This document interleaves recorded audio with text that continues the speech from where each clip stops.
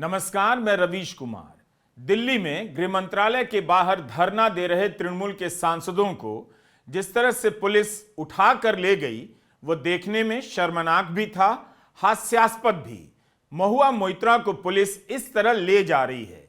यह आगाज है इस बात की कि बंगाल के चुनाव में इस बार बीजेपी क्या करने जा रही है, और तमाशा है उस लोकतंत्र का जो अपने होने का अब ढोंग कर रहा है। महिला सांसदों को इस तरह से घसीट कर ले जाने की कार्रवाई अगर किसी भी तरह से संसदीय परंपरा के अनुसार उचित है तो फिर ममता बनर्जी का भी छापे के वक्त घुसकर दस्तावेजों को ले आना उचित कहा जा सकता है। আমাদের লোকতান্ত্রিক অধিকার আমরা ওখানে বসে কালকে রেডের প্রটেস্ট করছিলাম। এরা দিল্লি পুলিশকে এনে আমাদের টেনে হিচড়ে কিভাবে বাসে করে অ্যারেস্ট করে নিয়ে যাচ্ছে। সারা বাংলার লোক, সারা ভারতবর্ষের লোক দেখুন, এদের বুকের পাটা নেই। আমি তো বলবো এরা বেগুনের বাচ্চা। এরা যদি বাঘের বাচ্চা দেখতে চান তো টিএমসি কি দেখুন। বিজেপি হলো বেগুনের বাচ্চা, টিএমসি হলো বাঘের বাচ্চা। দেখে যান আপনারা বাংলার লোক। মমতা বন্দ্যোপাধ্যায় বাঘিনী, মমতা বন্দ্যোপাধ্যায় অগ্নিকন্যা। हो यह रहा है कि इस तरह के टकराव से बीजेपी राजनीति को उस मोड़ पर पहुंचा देना चाहती है जहां सारे तर्क उसी का बचाव करते नजर आए और सारे सवाल विपक्ष को घेर लें। चुनाव दर चुनाव ईडी की भूमिका आप सबके सामने है। सरकारी एजेंसियों के दम पर राजनीति करने का यह शौक भारत के लोकतंत्र को नुकसान पहुंचा रहा है। बिहार में ईडी ने छापे क्यों नहीं मारे? बिहार सरकार ने एफआईआर क्यों नहीं की जब प्रशांत किशोर ने उनके ही मंत्रियों पर भ्रष्टाचार के आरोप लगाए?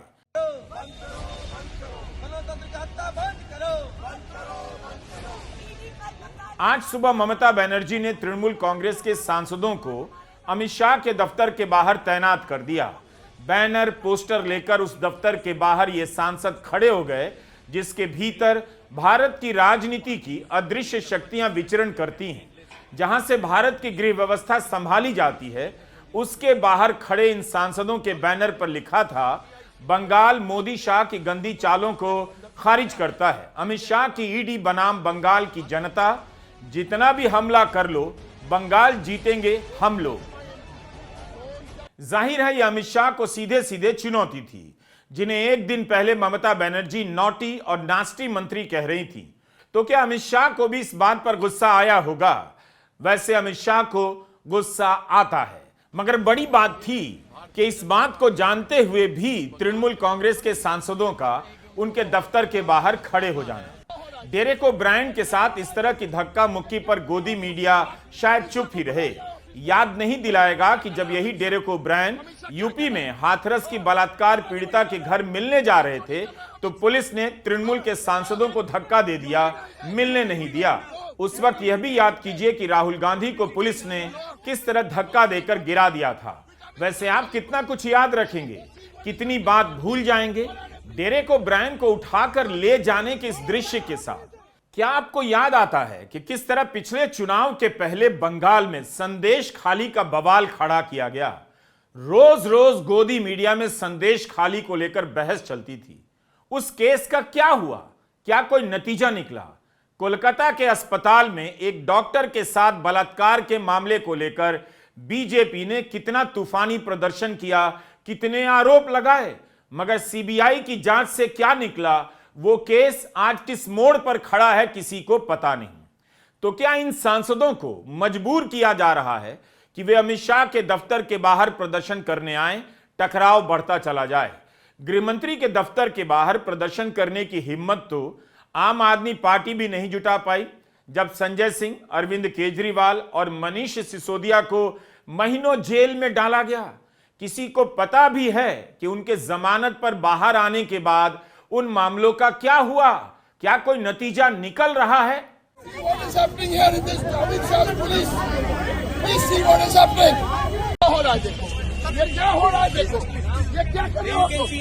अमित शाह को बुलाओ यार ऑफिस में।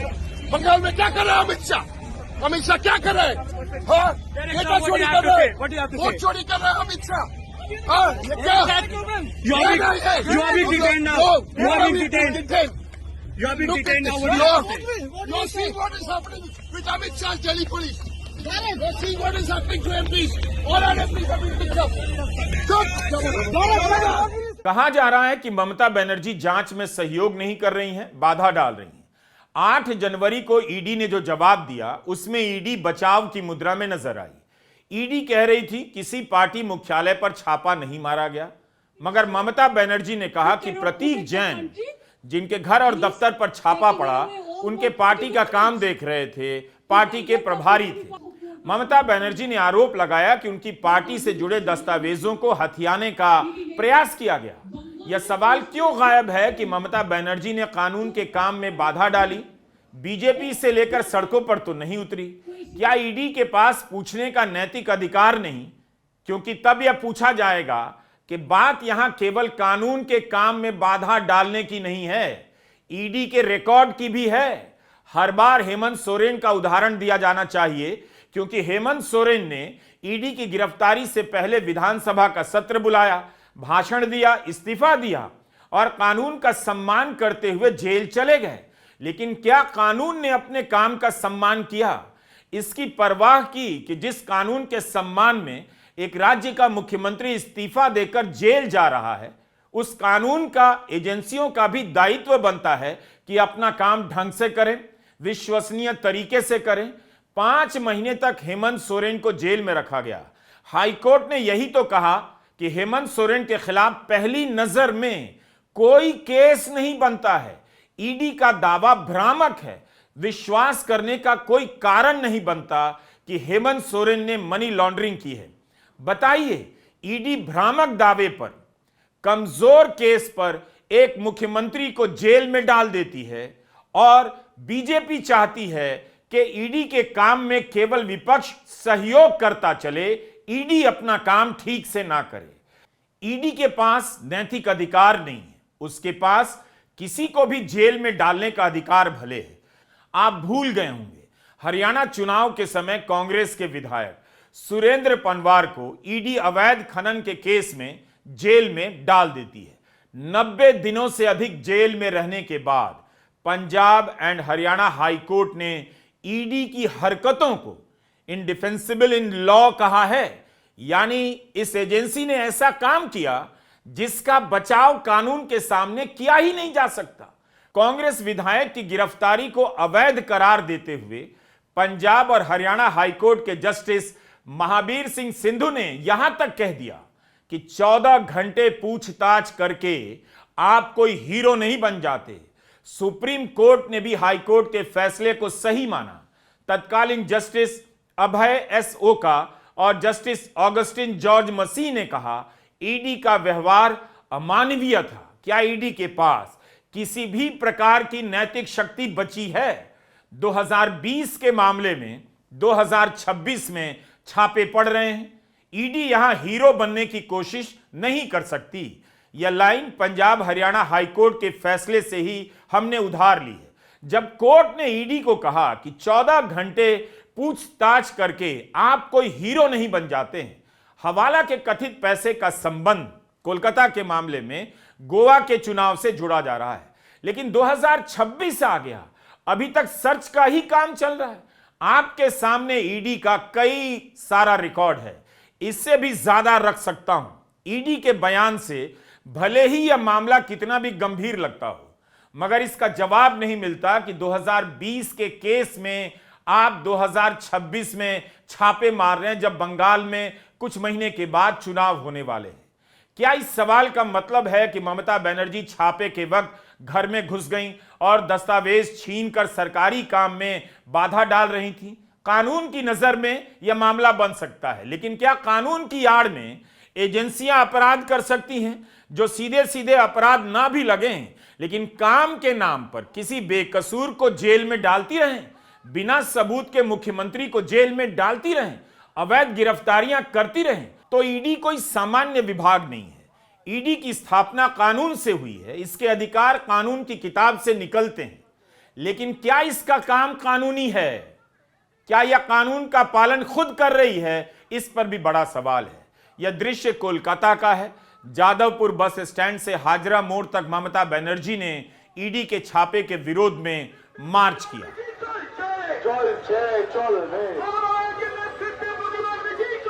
তৃণমূল কংগ্রেসের চেয়ারম্যান করেছি, এবং যা করেছি আমি কোনো অন্যায় করিনি। তুমি আমায় খুন করতে এসছো, আমার আত্মরক্ষা করার অধিকার আছে। চোরের মতো কেন এসছো? তুমি চুরি করে সব মানুষের এসআইআর आईपैक पर छापा पड़ा है। ऐसी कंपनियों के रिकॉर्ड कैसे होते हैं कौन जानता है? बीजेपी के लिए कौन लोग सर्वे कर रहे हैं? उन कंपनियों का पेमेंट स्ट्रक्चर क्या है कौन जानता है? गोदी चैनलों के लिए काम करने वाली सर्वे कंपनियों की फंडिंग का तरीका क्या है, सोर्स क्या है? हमने पहले वीडियो में भी कहा था कि कितनी बार खबरें छपी हैं कि किसी कंपनी के यहां छापा पड़ा, उसके कुछ दिन बाद बीजेपी को उसी कंपनी ने चंदा दिया। क्या इसमें छापा मारने वाली बात हो सकती है? न्यूज लॉन्ड्री की यह रिपोर्ट कि कम से कम 30 ऐसी कंपनियां हैं जिन्होंने 335 करोड़ का चंदा दिया, उन पर उसी दौरान केंद्रीय एजेंसियों का एक्शन चल रहा था। इस रिपोर्ट पर कार्रवाई क्यों नहीं हुई? उसी समय की हिंदू अखबार की रिपोर्ट है 2024 चुनाव से पहले 33 ऐसी कंपनियों ने 582 करोड़ का चंदा दिया जो खुद घाटे में चल रही थी। इनमें से 75% चंदा बीजेपी को मिला। घाटे में चल रही कंपनियां कहां से बीजेपी को पैसा दे रही हैं? क्यों नहीं कभी इसकी जांच हुई? रविशंकर प्रसाद क्यों बार बार ईडी की लाइन दोहरा रहे हैं? ईडी ने ही कहा पार्टी मुख्यालय में छापा नहीं पड़ा, ना टारगेट किया गया। रविशंकर प्रसाद जिस कंसल्टेंसी फर्म की बात कर रहे हैं, क्या उसका संबंध राजनीति से अलग है? और मैं फिर रिपीट करूंगा, ये रेड न ममता जी के घर पर थी, न उनके ऑफिस में थी, न टीएमसी के दफ्तर में थी, न टीएमसी के किसी नेता, विधायक, एमपी या ऑफिस बेरर के घर पे थी। ये रेड थी एक प्राइवेट कंसल्टेंसी फर्म जिसके यहां करोड़ों रुपए के मनी लॉन्ड्रिंग की शिकायत आई थी कोल स्कैम में, उसको फैसिलिटेट करने के। जैन का घर कहां है? गाड़ी छोड़ती हैं और फ्लैट में घुसती हैं, उनके पुलिस कमिश्नर जाते हैं, पुलिस अफसर जाते हैं और वहां ईडी के लोगों को हड़काते हैं और ये बहस करती हैं और कागज छीन करके लेके चली जाती हैं। उनका आचरण नहीं अमर्यादित, असंवैधानिक, शर्मनाक है, लेकिन लोकतांत्रिक मर्यादाओं का उन्होंने तार तार कर दिया है। The entire action of the chief minister is not only unethical, irresponsible, unconstitutional, but she has put the entire democratic process and governance to shame. शर्म तो बहुतों को आनी चाहिए। दरअसल अब शर्म का फलूदा निकल चुका है। ट्रंप दिन रात अनाप शनाप भारत के बारे में बोल रहे हैं, किसी को शर्म नहीं आ रही है। ईडी को लेकर कोर्ट ने इतनी बार कहा है, क्या सरकार को शर्म आ रही है? ईडी के एक निदेशक हुआ करते थे, उन्हें विस्तार पर विस्तार मिल रहा था। कोर्ट ने कहा इन्हें अभी हटाओ, तब जाकर हटाना पड़ा। तो बीजेपी ईडी को लेकर जो कह रही है, मामला कानून के काम का नहीं, नैतिकता का नहीं, कानून की एजेंसी के राजनीतिक इस्तेमाल का मामला है। 2024 में क्या हुआ? अभिजीत गांगुली रिटायरमेंट से पहले जज थे, पद छोड़ते हैं, सीधे बीजेपी में शामिल होते हैं, लोकसभा के सांसद बनते हैं। इनके कई फैसले तृणमूल सरकार के खिलाफ हैं। सब कुछ बीजेपी के हिसाब से होता है। बीजेपी के पाले में जो होता है वो सही मान लिया जाता है। यह उदाहरण देकर कि पहले की सरकारों में भी जजों ने राजनीतिक दलों को ज्वाइन किया है। लेकिन क्या यह मामला इतना सिंपल है? ईडी के इस्तेमाल से विपक्ष की रीढ़ तोड़ी जा रही है। चंदों का पैटर्न देखिए। अगर नहीं समझ आ रहा तो राज्यसभा में अजय माकन की यह टिप्पणी सुन लीजिए। 2024 आता है और चौंकाने वाली फिगर, सभापति महोदय 3,562 करोड़ से बढ़कर के भाजपा के खातों में कितने पैसे भाजपा के अकाउंट में है? 10,107 करोड़ रुपया, 10,107 करोड़ रुपया। और कांग्रेस के 133 करोड़ रुपया। 75 गुना भाजपा के पास में कांग्रेस से ज्यादा पैसे बैंक अकाउंट के अंदर है। तो किस तरीके से लेवल प्लेइंग फील्ड है, किस तरीके से विपक्ष जो है सत्ताधारी पार्टी का मुकाबला करेगी और रेशियो क्या है 99:1 का रेशियो। क्या ये सारी बातें आपको परेशान नहीं करती हैं? क्या वाकई आप यकीन करते हैं कि बीजेपी के प्रदर्शन को देखते हुए कंपनियां 10-10 हजार करोड़ का चंदा उसे दे रही हैं? ईडी ने आज कोलकाता हाईकोर्ट में याचिका दायर की और आरोप लगाया कि ममता बनर्जी ने प्रतीक जैन के आवासीय परिसर में प्रवेश किया और वहां से महत्वपूर्ण साक्ष्य, जिनमें भौतिक दस्तावेज, इलेक्ट्रॉनिक उपकरण शामिल थे, अपने साथ ले गई। आईपैक ने भी याचिका दायर की है कि छापा वैध नहीं है। जस्टिस सूर्यघोष के कोर्ट में यह मामला है। कोर्ट के फैसले का इंतजार है। बाकी लोकतंत्र का जो होना था वह हो चुका है। अब किसी सही और किसी गलत की बात में उलझने का कोई मतलब भी नहीं रहा। नमस्कार, मैं रवीश कुमार।